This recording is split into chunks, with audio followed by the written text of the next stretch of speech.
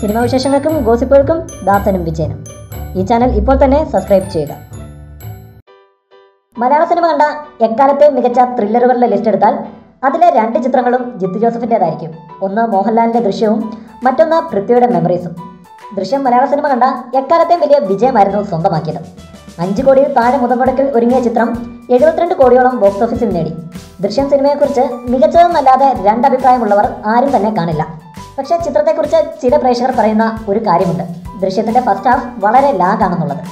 അടുത്ത ഒരു അഭിമുഖത്തിൽ ജിത്തു ജോസഫ് ഇതിനെക്കുറിച്ച് സംസാരിക്കുകയുണ്ടായി. ഫസ്റ്റ് ഹാഫിലെ ലാഗ് അദ്ദേഹം മനഃപൂർവ്വം ഉൾപ്പെടുത്തിയതാണെന്നാണ് പറയുന്നത്.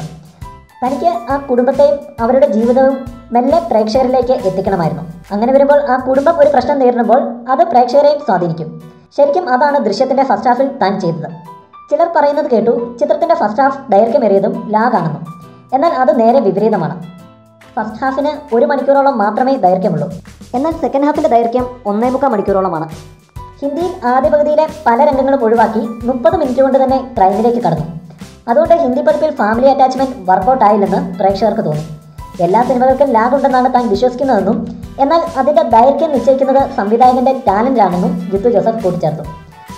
തൻ്റെ എല്ലാ ചിത്രങ്ങളിലും ലാഗ് ഉണ്ടെന്നും എന്നാൽ ആവശ്യമെന്ന് തോന്നുമ്പോഴേ താൻ അത് ഉൾപ്പെടുത്താറുള്ളെന്നും ജിത്തു വ്യക്തമാക്കി.